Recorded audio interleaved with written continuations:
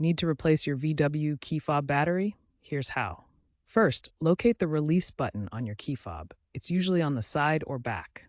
Press this button to disengage the internal clips. If your fob is an older model, pre-2015, you might not have a button. Instead, you'll need to gently pry the case open using a flat screwdriver or a plastic pry tool.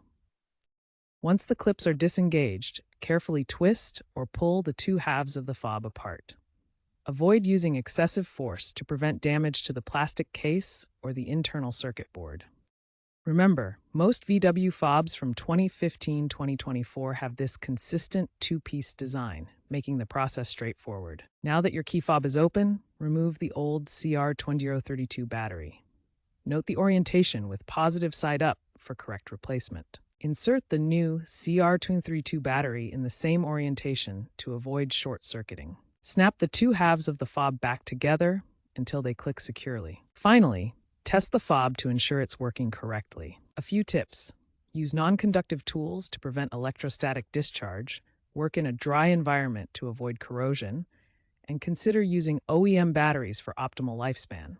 If the fob doesn't respond after battery replacement, you might need to recalibrate it through your vehicle's infotainment system. DIY battery replacement saves money, but mishandling can risk warranty issues, so proceed with care.